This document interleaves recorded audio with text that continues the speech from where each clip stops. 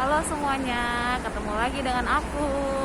Nah, kali ini aku berencana sharing pengalaman aku ketika melahirkan sampai menyusui gitu. Jadi insya Allah aku mau sharing gimana sih ngelahirin kembar di Korea gitu. Jadi kan kalau twins itu agak beda ya skemanya kayak gitu. Jadi dia termasuk lebih ke high risk pregnancy, maupun di proses melahirkannya pun juga termasuk high risk kayak gitu, termasuk ke proses menyusui kayak gitu. Jadi semoga bisa jadi pelajaran juga, bisa bermanfaat buat teman-teman yang misalnya juga lagi hamil kembar atau lagi pengen program.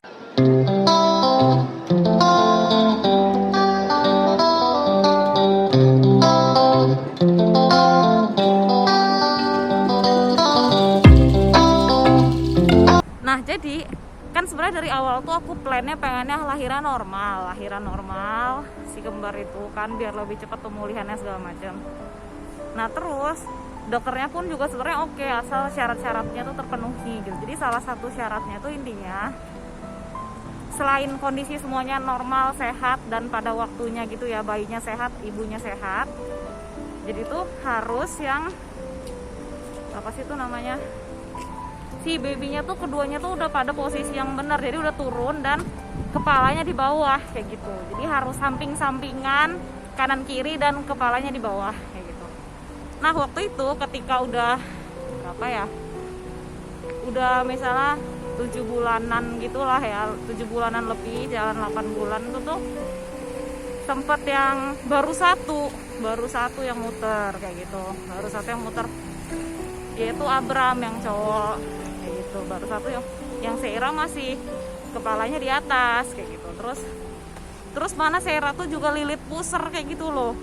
Jadi ada kayak lilitan, 2 lilitan gitu kan. Jadi itu juga udah galau waktu itu kan, kayak aduh ini gimana. Terus kan kayak kalau dokter Korea kan emang kebiasaan ya, suka kayak worst case gitu loh yang dikasih tahu ke kita kayak gitu. Jadi kita bisa nanti kalau terlalu kenceng atau apa, nanti takutnya kayak aliran makanannya terganggu apa gimana, itu worst case nya gitu. Jadi tapi itu udah panik banget ya Allah, udah langsung pulang dari dokter tuh udah lemes banget itu waktu itu, kayak terus googling searching artikel segala macem.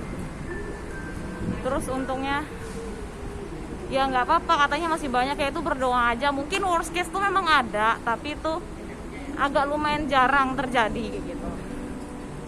Nah, terus abis itu jadi ya itu, abis itu kita banyak kasih afirmasi positif juga ke babynya kan, kayak ayo balik ya, diputer badannya gitu-gitu. Pokoknya kita kasih afirmasi positif gitu ke babynya. Terus sama lilitannya juga cepet itu ya, nggak ada lilitan lagi gitu-gitu. Terus sama katanya kita juga disuruh ya jangan capek-capek kayak gitu, ya gitu-gitu sih, biar apa sih itu namanya, ya biar babynya tuh juga enak memposisikan dirinya. Dan kalau misalnya teman-teman ada yang belajar yoga atau apa, katanya ada juga gerakan-gerakannya untuk segera memposisikan baby gitu, membantu memposisikan baby. Nah, terus habis itu check up berikutnya lagi itu kira-kira 2 mingguannya lagi ya, 2 minggu berikutnya. Ini gelap banget. Alhamdulillahnya babynya tuh udah madep bawah dua-duanya gitu. Terus habis itu lilitannya juga udah nggak ada. Nah, sekarang kita bisa lanjut nih guys, soalnya udah dapat tempat duduk yang enak, terus bisa sekalian ngeliat riverside gitu. Jadi kita bisa lebih ngobrol santai di sini gitu. Jadi tadi sampai mana ya? Oh ya, jadi harus melihat syarat, jadi ada syaratnya ngeliat posisi babynya kan. Jadi harus bener-bener kanan kiri ngadep bawah.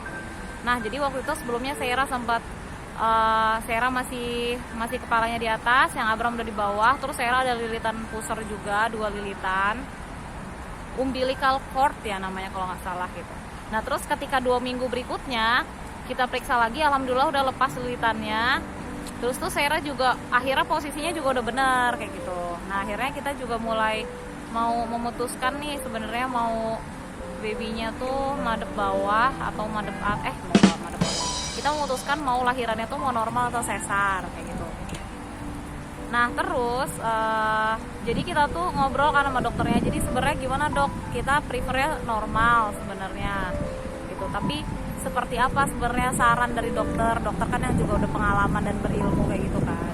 Jadi terus dokternya kan juga bilang jadi kalau lahiran kembar ini memang kasusnya berbeda karena kembar itu bayinya 2 dan tergolong high risk pregnancy atau kehamilan dengan resiko tinggi gitu. Jadi resiko diabetesnya lebih tinggi, terus kayak preeklamsia yang nanti tiba-tiba kayak tekanan darah tinggi. Ya aku juga nggak research lebih lanjut sih, cuman resiko-resiko itu lebih tinggi kayak gitu pada kehamilan kembar. Terus nanti ketika lahiran pun kata dokter kan sebenarnya kalau lahiran normal itu kan state-nya kan kayak emergency kan, kayak dadakan gitu, tiba-tiba kita mulesnya kapan, terus bukaannya nanti bisa cepat atau bisa lambat kayak gitu. Nanti masalah tarikan nafas orang tuanya, kondisi kesiapan masalah orang tuanya tuh nanti di jalan macet atau enggak, pas segala macam, waktunya kapan tuh kan state-nya emergency kan, dadakan gitu, kita nggak tahu kapan. Nah terus itu juga banyak faktor lagi yang misalnya nanti kalau kita ngedennya, ngeluarin babynya, ada berat babynya, dan ada anjingnya di belakang nih.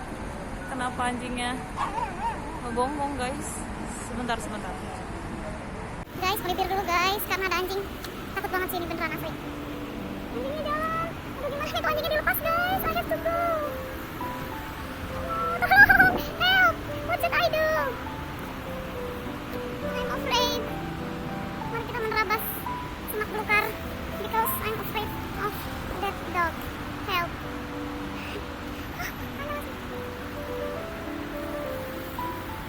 Takut guys. Anjingnya tuh panas.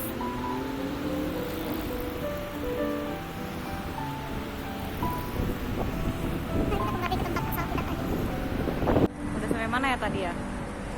Lanjut ya, tadi ini situasinya udah lebih aman. Tadi tuh ada anjing, jadi anjingnya tuh nggak diikat gitu loh, jadi aku takut. Terus tadi ngegonggong-gonggong juga kayak gitu. Nah, jadi lanjut.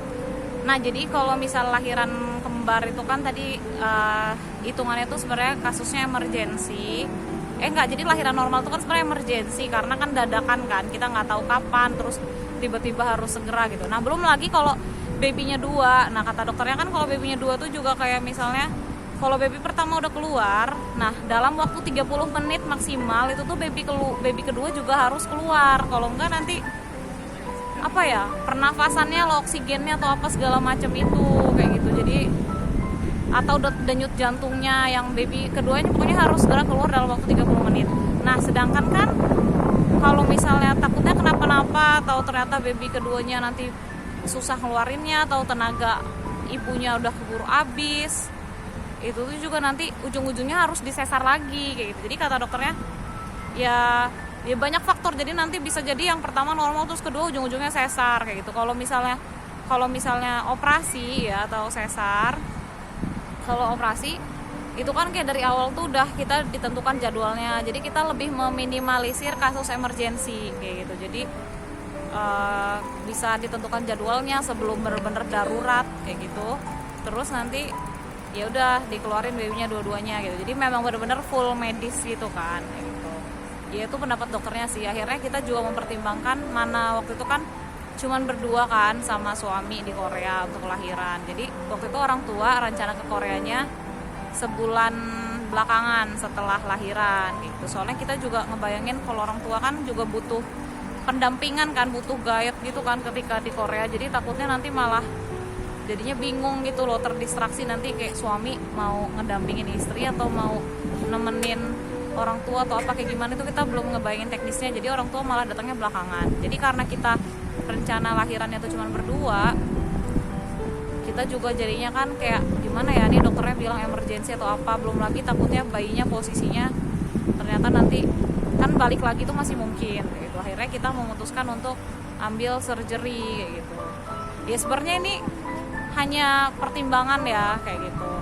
Tapi sebenarnya sih kalau aku pribadi nih setelah ngerasain sakitnya pemulihan pasca operasi, Aku sih benar-benar super rekomen buat ibu-ibu yang kalau misalnya memang masih bisa ngusahain normal dan memang masih kuat untuk misalnya ikut yoganya atau apa persiapan supaya bisa normal, aku super rekomen supaya bisa normal sih. Soalnya pemulihan pasca operasi itu lumayan banget sih gitu ya.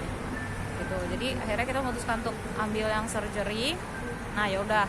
Jadi kan udah ditentukan nih tanggalnya nih, tanggal berapa kan kata dokter kan. Jadi waktu itu 2 minggu sebelum HPL, jadi 2 minggu lebih cepet soalnya kan biar nggak emergency gitu. Nah terus akhirnya pas sudah ditentuin kayak gitu, oh ya, ya udah pas ditentuin kayak gitu, malam sebelumnya itu tiba-tiba itu kayak urin aku kayak warna darah gitu loh, memang bener-bener udah darah.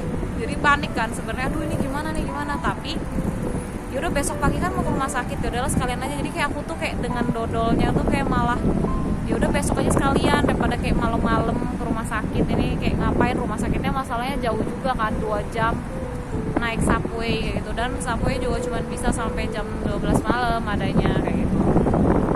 Nah terus akhirnya yaudah sekalianin aja besok. Nah giliran besok itu kan memang udah operasi kan, jadi dicek dulu denyutnya, terus habis itu apa sih ganti baju operasi apa segala macam, terus kasih tahu dokternya juga kan, ini dok urinnya darah kayak gitu. Terus nah ya udah berarti dari sejak operasi itu sekalian dikasih infus obat antibiotik kayak gitu. Terus akhirnya operasi pagi sih, itu kayak mulai operasinya tuh jam berapa ya, sekitar jam 10-an gitulah, jam 10-an lewat gitu mulai operasi. Terus alhamdulillah operasinya berjalan lancar.